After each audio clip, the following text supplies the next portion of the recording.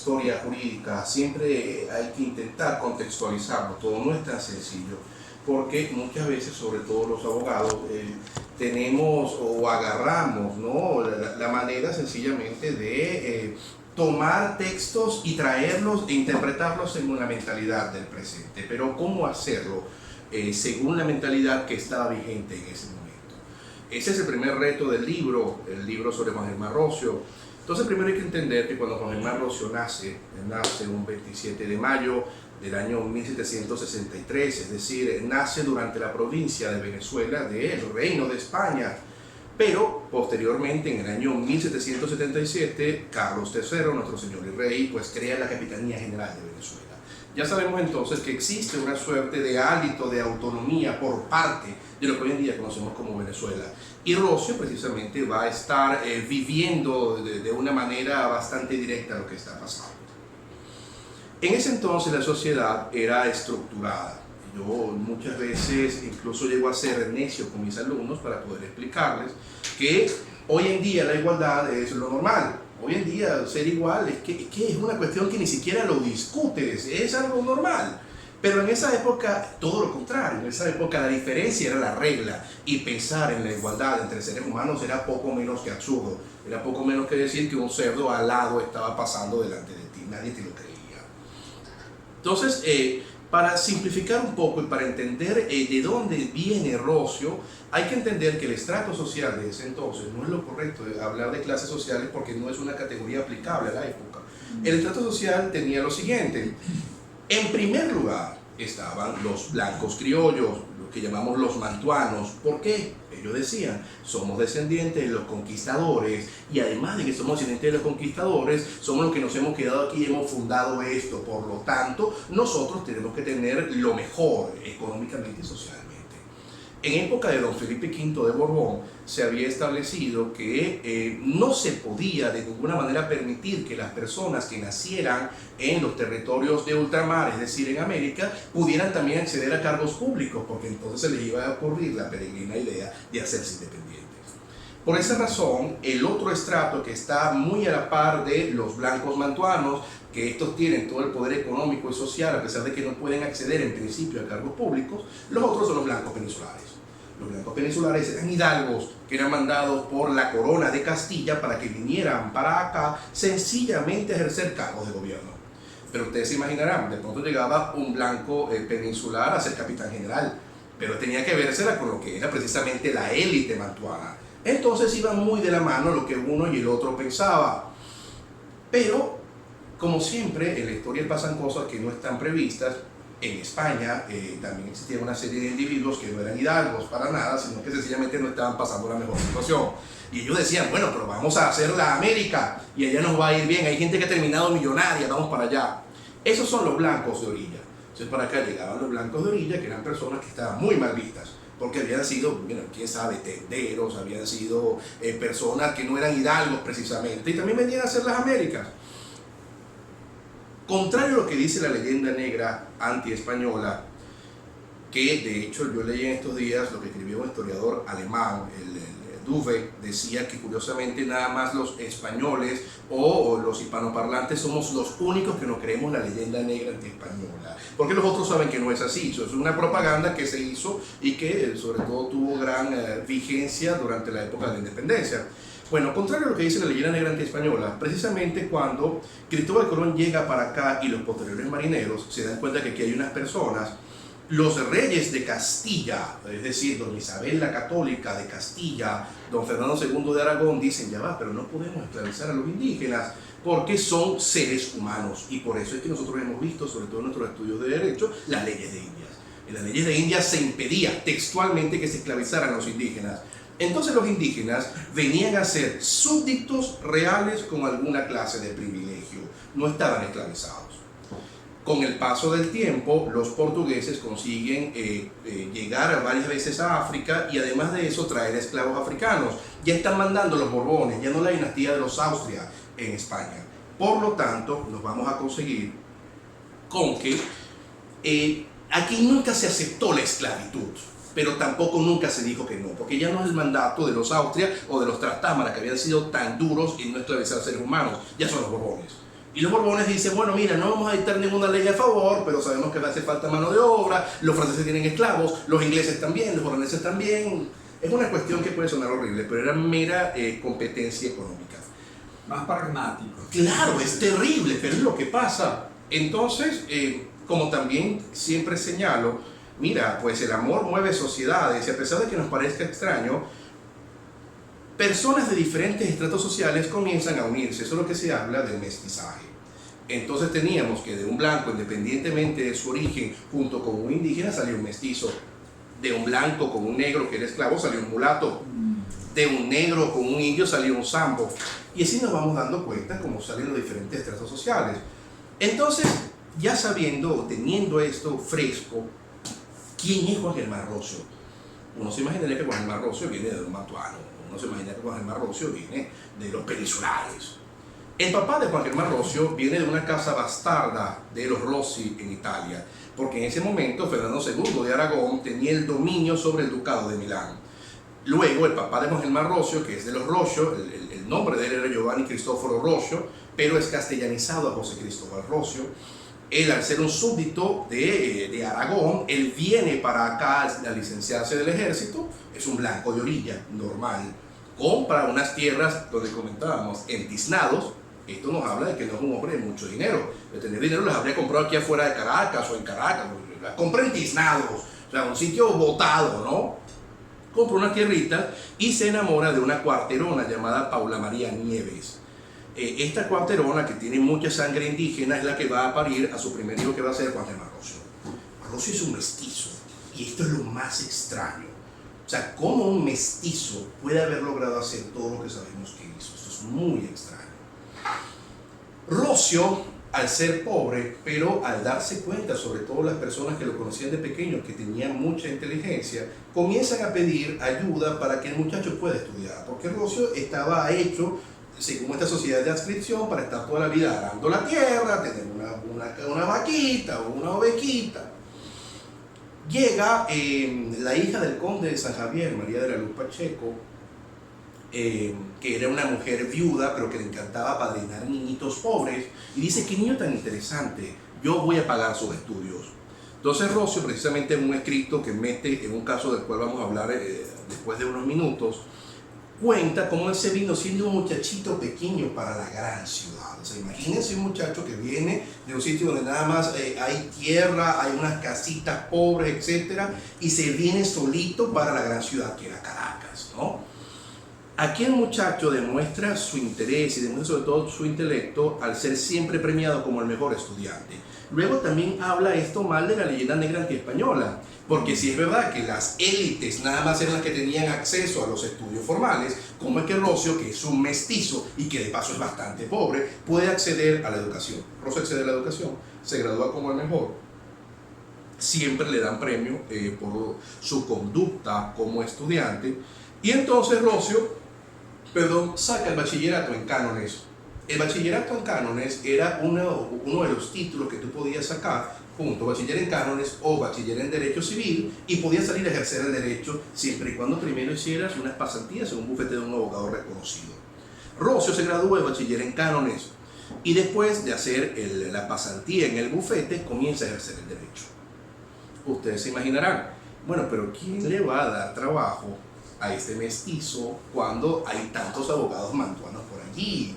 O sea, ¿cómo un mantuano que se considera superior le va a dar trabajo a un muchacho de estos, a un pata en el suelo, por decirlo de alguna manera? Por eso es que una vez más, rompiendo la leyenda negra antiespañola, es nada más y nada menos que el capitán general el que le da trabajo a Germán Rocio. Las autoridades españolas, buscando asesoría jurídica, le deciden dar trabajo a Germán Rocio, porque consideraban que era un tipo brillante. Y además había salido el concurso por esa época para la única cátedra de instituta de la Universidad de Caracas. Y Rocio había ganado el concurso. Entonces Rocio, tal cual como él siempre va a firmar sus papeles, él era catedrático propietario a perpetuidad de la única cátedra de instituta de la Universidad de Caracas. Lo cual nos está hablando de que este era el hombre que daba una especie como de derecho constitucional con derecho civil, y era el único que le enseñaba a todos los mantuanos. Rocio está de hecho desempeñando un cargo para el capitán general en Valencia y se va a conseguir con un caso muy llamativo, que es el primer caso judicial en el cual yo veo la manera en la cual Roscio se defendía como un fiero litigante. Los mantuanos tenían una serie de prejuicios, pero además de eso tenían una serie de normas que no habían sido sancionadas, pero eran unos convencionalismos sociales obligatorios. ¿Cuáles eran estos, por lo menos? Ellos se llamaban mantuanos porque ellos consideraban que sus mujeres eran primas de la Virgen María y por lo tanto eran las únicas que podían, cuando iban a la iglesia, al momento de la consagración, poner una mantilla en el piso para no ensuciarse los vestidos. Claro, para nosotros hoy en día no es tan extraño esto, pero si pensamos que en ese momento los caminos eran de tierra, el transporte era de tracto sanguíneo y la gente entraba, pisaba, entraba, ustedes se imaginarán cómo estaba el piso de esa iglesia, inmundo. Pero solamente las mantuanas, junto con las blancas peninsulares, no de buen gusto, lo han aceptado, pero lo aceptaron así, podían al momento de la consagración arrodillarse a recibir, ¿no? La bendición divina. Pero una vez más lo digo, el amor siempre ha movido de alguna manera esta clase de cosas, y con amor me refiero a las relaciones entre hombres y mujeres. Resulta que en Valencia existía un notario blanco peninsular llamado don Juan José de Ochoa, y don Juan José de Ochoa se había casado con la mujer más bella de la villa. Pero nadie sabía quién era su papá. Eso es una cosa muy curiosa. Nadie conocía el papá. La mujer se llamaba Isabel María Páez. Nadie sabía quién era su papá. Isabel María Páez. De hecho, cuando uno revisa el documento, que ha sido uno de los juicios, una de las labores académicas de investigación más apasionantes que he vivido, cuando uno revisa el expediente del siglo XVIII, ella siempre se llama Isabel María Páez de Ochoa. Isabel María Páez de Ochoa, entonces la gente la reputa como parda porque es una dama medio morenita, medio acanelada, pero nadie sabe quién es su papá, pero su mamá era blanca. Pero bueno, era habladurías de la época. Juan José de Ochoa un día deja que su mujer vaya a misa y la mujer ya obstinada se lleva a su hermana también y le dice: no me da la gana de ensuciarme los vestidos que me compras. Yo voy a llevarme un amante y la voy a poner allí, mi hermana tampoco se va a seguir ensuciando el vestido. Bueno, gran pecado, se imaginarán ustedes, se armó tremendo revuelo.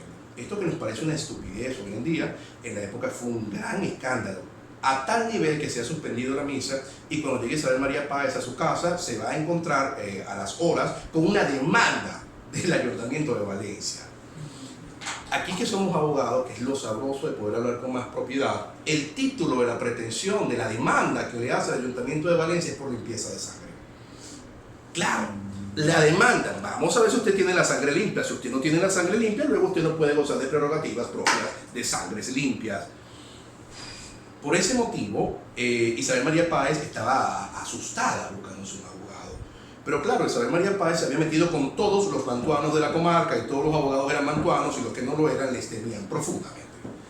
Entonces Isabel María Páez escucha acerca de Juan Germán Roscio, escucha de este hombre que por la época ya tenía como asistente a este muchacho que en Caracas llamaban el poeta, es decir, don Andrés Bello, un muchacho muy joven, era como el asistente de Juan Germán Roscio. Habla mucho de quién era Juan Germán Roscio, sobre todo porque en su bufete era pasante Francisco Javier Yáñez, que va a ser uno de los grandes juristas de la historia de Venezuela.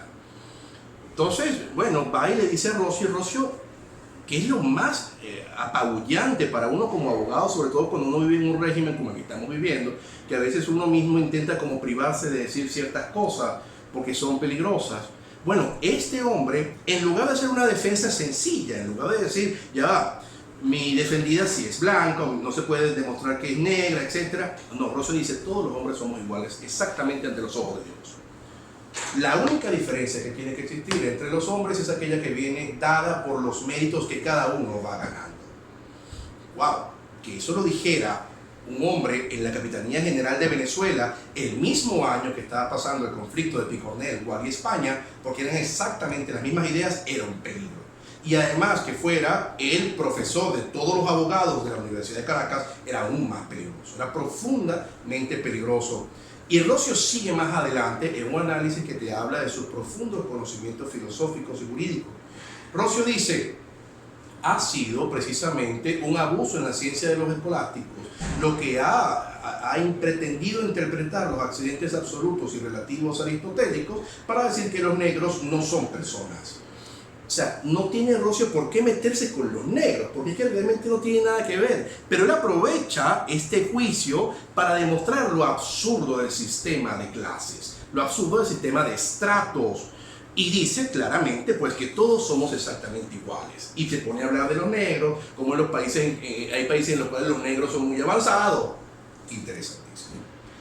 Bueno, ustedes se imaginarán que en ese entonces el sistema judicial no era como lo consideramos hoy en día. La primera instancia era el ayuntamiento. Claro, si te demandaba el ayuntamiento también iba a decidir. La demanda es que él estaba en cuando. Absurdo, pero el ayuntamiento es el que va a decidir. Pero precisamente como los reyes españoles, sobre todo don Felipe II de Austria, se había dado cuenta, aquí se estaba abusando mucho, los mantuanos estaban abusando mucho de los otros estratos sociales. Entonces se hace primero la Real Audiencia de Santo Domingo, entre otras, y después se termina constituyendo en Venezuela la Real Audiencia de Caracas. La Real Audiencia de Caracas estaba conformada por puros funcionarios blancos venezolanos, es decir, abogados brillantes que venían directamente de España y se encargaban de solucionar los conflictos. Esto en efecto es una de esas cosas que a veces nos hace daño, sobre todo por lo que nos ha enseñado siempre en esta historia, que parece un panfleto más bien. Pero el rey de España funcionaba más bien como el árbitro para las controversias entre los diferentes estratos, y siempre los que tienen más intentan abusar de los que tienen menos. Entonces, los blancos peninsulares de la Real Audiencia de Caracas eran los que solucionaban los problemas en apelación. Bueno, se imaginarán ustedes que en primera instancia a Rosio le dieron un palo espantoso, o sea, de clase que le dicen que es un loco. Es más, a Isabel María Páez de Ochoa la condenan por una cantidad de plata que era insufrible. Una cosa loquísima, lamentable. Tan lamentable es que de hecho la sentencia se basa en que se traen unos testigos para hablar del caso de Isabel María Páez, y ellos dicen: yo estuve con la mamá de Isabel María Páez, ella debe ser hija mía, y yo soy pardo, y usted, yo también soy pardo, y también estuve con ella debe ser hija mía. O sea, este es el fundamento. Unos testigos evidentemente que Rosio tacha, Rosio ataca profundamente, pero les declara sin lugar todos los alegatos que hace Rosio. Bueno, Rosio apela. Estos 3 juicios fueron de hecho materia de mi tesis en Derecho Procesal Constitucional, y yo estuve analizando los casos. Cuando yo reviso el expediente en alzada, o lo poco que queda del expediente en alzada, me doy cuenta que Rosio no es el abogado que defiende a Isabel María Páez ante la Real Audiencia. La Real Audiencia de Caracas. Yo me doy cuenta que Rosio no es el que defiende a Isabel María Páez ante la alzada. Yo dije: nada, lo votaron por loco. Es que claro, o sea, yo dije: pero ¿cómo se te ocurre defenderme tan mal? No, lo que pasaba es que en ese entonces se acababa de fundar el Ilustre Colegio de Abogados de Caracas, la corporación a la cual nosotros pertenecemos en la actualidad sin ningún problema. Y los estatutos establecían que para poder ejercer el derecho tenías que inscribirte de manera obligatoria en el Ilustre Colegio de Abogados de Caracas.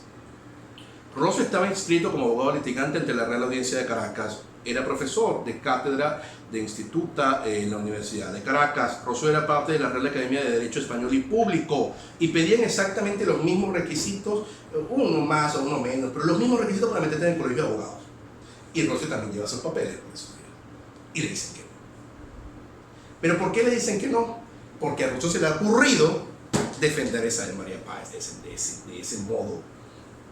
Los mantuanos, porque recuerden ustedes que el Ilustre Colegio de Abogados de Caracas, al ser una corporación, no necesariamente viene con caudal público, por el contrario. Entonces, los mantuanos eran los que manejaban el Colegio de Abogados, y no se les iba a ocurrir aceptar a este mestizo que estaba con estas ideas sediciosas.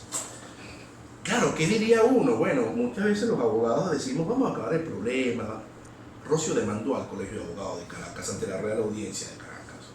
Y además de eso, los amenazó con ir hasta la Corte de Castilla para exigir ante el rey de España que lo inscribieran en el Ilustre Colegio de Abogados de Caracas.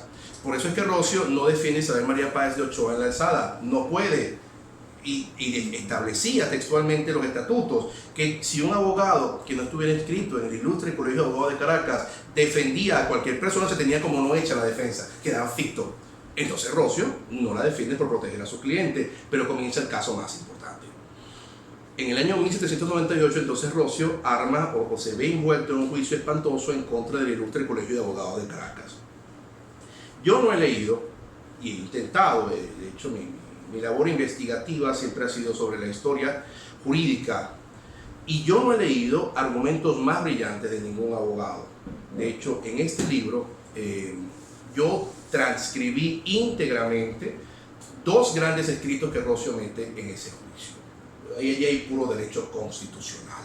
pero un derecho constitucional en el cual, curiosamente, a pesar de que Rocio no viene de la tradición del common law, sino que viene de la tradición del civil law, el jus comune, el derecho continental, Rocio toma cada una de las legislaciones españolas, las partidas de Alfonso X el Sabio, las ordenanzas regias, las ordenanzas de Toro, y a partir de allí Rocio hace una pirámide normativa en la cual, en un primer lugar, están los derechos fundamentales que el monarca otorga a los súbditos y que ninguna autoridad que esté supeditada a los monarcas te los puede negar.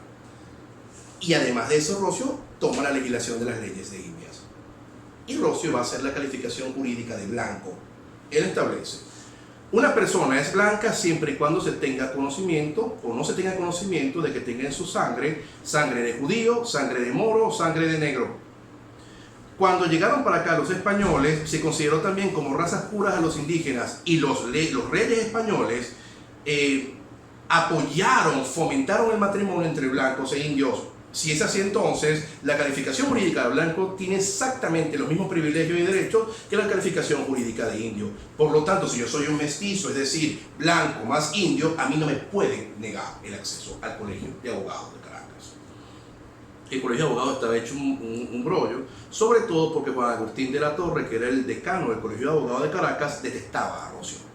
Esto es fundamental. Hay odio en el Colegio de Abogados en contra de Rocio. Manuel Carlos de Garay, el hombre que es contratado por el Colegio de Abogados de Caracas para defenderlo en contra de Rocio, trae unas partidas al juicio. Es una de las cosas más interesantes que me pasó, porque les digo, o sea, yo estaba leyendo el juicio y era tan emocionante como cualquier juicio que tú te pongas a leer desde el principio. Tú no te puedes creer lo que está pasando. Manuel Carlos de Garay dice: aquí está el acta de nacimiento de Jorge Germán Rocio. Aquí se dice que su mamá es india. Y las que había traído Rocio no decían nada acerca de eso. Decían que su mamá era blanca, no decían nada, no decían absolutamente nada. Entonces Manuel Carlos de Garay, junto con el Colegio de Abogados, dicen que sencillamente, como ese documento que trajo Rocio es falso, también se tiene que reputar como falso todo lo que trajo. Por lo tanto, él no puede ser admitido en el Colegio de Abogados. Rocio hace lo que haría cualquier abogado. Pide, bueno, vamos a cotejar los documentos. Entonces, tal cual como ustedes se están imaginando, imagínense ustedes un juicio. Se manda entonces unos auxiliares de la Real Audiencia de Caracas, van tal cual, hasta tiznados, y llevan las partidas. Vamos a ver cuál de las dos es la copia verdadera. Entonces, le preguntan al cura, es el momento más interesante de mi investigación, le preguntan, bueno, ¿cuál de las dos es verdadera? Su firma es verdadera, le muestran la partida de Rocio. Él dice: esa no es mi firma. Y tampoco es mi firma en los últimos 8 o 10 años, porque yo tengo un malestar que no puedo firmar. Claro, tenía lo que hoy en día conocemos como Parkinson. Entonces él dice: los que firman siempre son el notario y mi asistente. Bueno, entonces no sabemos de quién será, vamos a cotejarlo con el libro. Cuando revisan el libro de actas, el acta de Rocio es la verdadera y la falsa es de Manuel Carlos Garay. Es decir, Garay había hecho falsedad de un documento público solamente para echarle la varilla con el Germán Rocio. Imagínense el odio que existía. Eso va a hacer que y su argumentación se le volvió en contra de exacto, todo es falso. Eso va a hacer que en 1800, ya en el mes de diciembre, el fiscal de la Real Audiencia dé su opinión sobre el caso y dice: yo considero que Juan Germán Rocio Nieves, que el doctor Juan Germán Rocio Nieves tiene que ser inscrito en el Ilustre Colegio de Abogados de Caracas. Claro.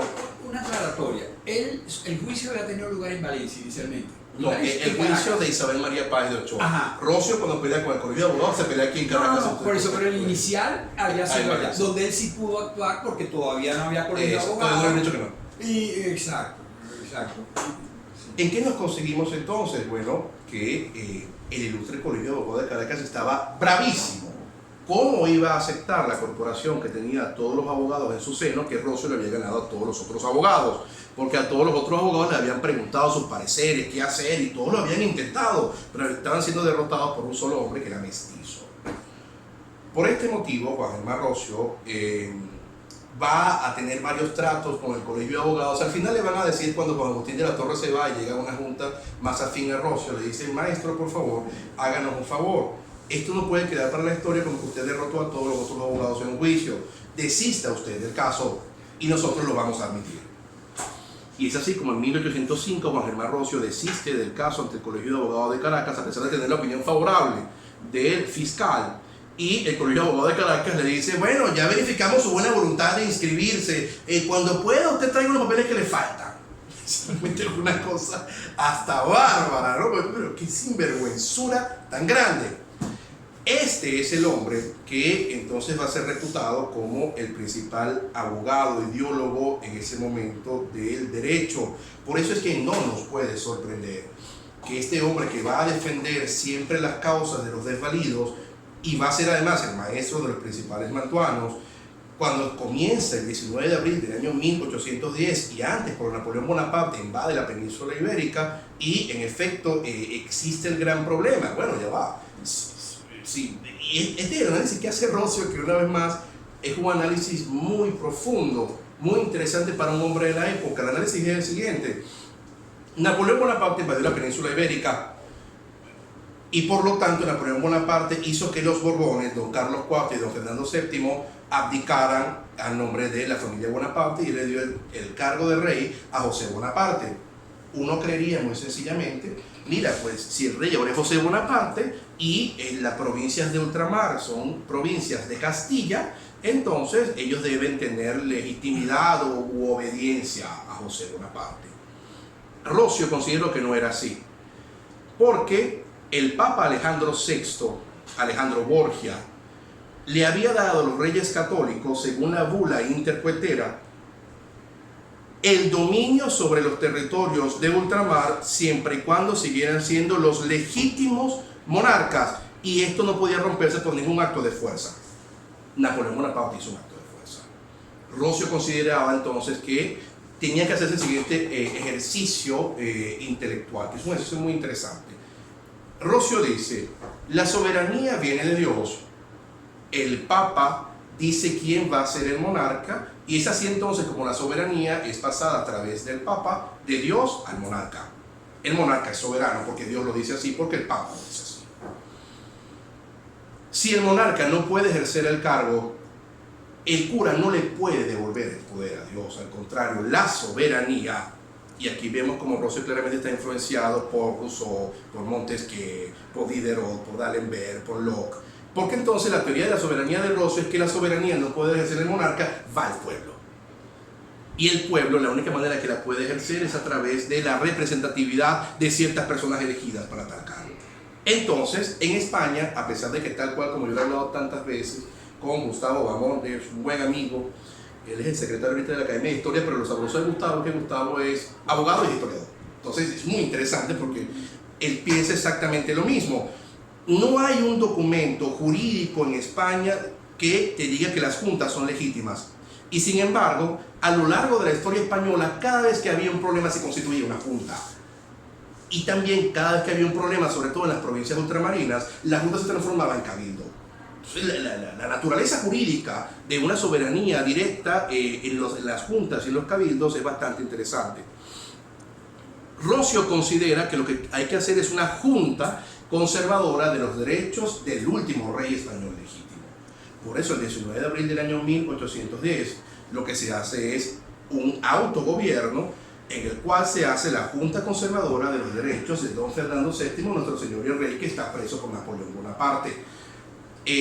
No se sabía bien quién había escrito el documento, pero sabían que Rocio era la cabeza intelectual. Pero en 1843, más o menos, un individuo viene ante el gobierno de Venezuela a decir, para que me den una plata, porque yo fui el que escribí esa acta que me la dictó Juan Germán Rocio. Entonces ya sabemos que, gracias a que este señor que escribió unos reales, es que Juan Germán Rocio fue el que dictó el acta. Entonces Rocio hace el acta el 19 de abril. Como no es materia de estas palabras, Rocio nunca se llevó bien con Miranda, no podemos entrar en profundidades, nunca se llevaron bien. El pensamiento de Miranda va hacia que se forme una monarquía constitucional, un incanato que tenga como protectorado a Inglaterra, que Colombia vaya desde el sur de Norteamérica hasta la Tierra del Fuego, es el planteamiento de Miranda. El planteamiento de Rocio es que se haga una república liberal, en la cual el poder ejecutivo esté totalmente sometido al derecho, a tal nivel que Rocio, que teme mucho porque el poder ejecutivo pueda permanecer en un individuo, Rocio plantea la tesis de los tres presidentes.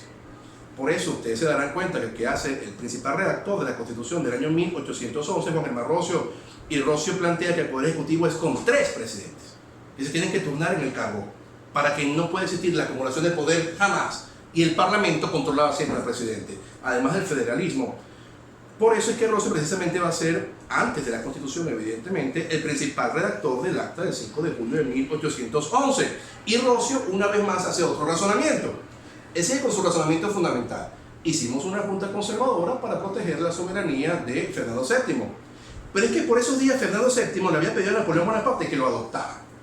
Le había dicho: Napoleón, por favor, adóptame o dame una hermana para casarme y vamos a hacer familia porque tú eres muy poderoso. Entonces Rocio habla aquí de la pérdida de la legitimidad regia. Rocio dice que él es legítimo de origen, pero por estos actos que él hace, de manera sobrevenida ha perdido la legitimidad. Y al perder la legitimidad, entonces, una vez más, la soberanía que está en la Junta ahora puede decidir qué hacer con el país. Y entonces es cuando el 5 de julio del año 1811 nos declaramos irremediablemente libres. Y una vez más esta acta la redacta Juan Germán Rocio. Es verdad que se supone que es Juan Germán Rocio y Francisco Isnardi, pero Francisco Isnardi era médico.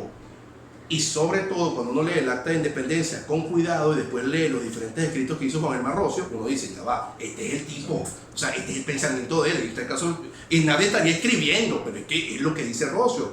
Y sobre todo está en el manifiesto que hace el mundo, la Confederación de los Estados Venezolanos, es tal cual, o sea, la escribe Rocio, y allí está lo que dice el acta de independencia, pero explicado. En el patriotismo de Nirgua.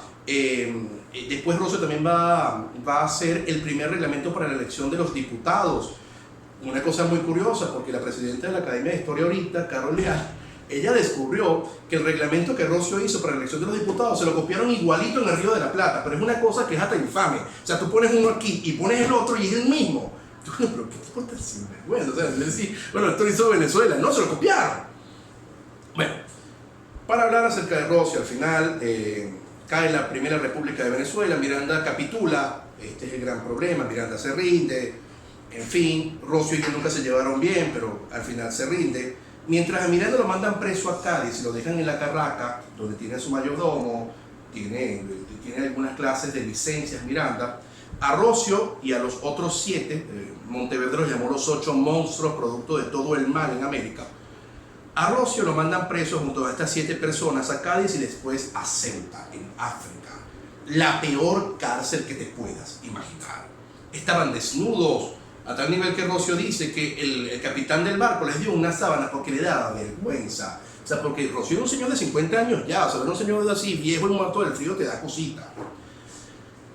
Ellos van a sobrevivir en la prisión de Ceuta porque Paz del Castillo, que era uno de los presos, era muy rico y la mujer le mandaba dinero desde las provincias ultramarinas para que le pagaran a los carceleros, para que les dieran comida. O sea, imagínense el desastre que era. Rocio se va a intentar escapar varias veces, una vez lo va a lograr y va a salir de Ceuta hasta Gibraltar.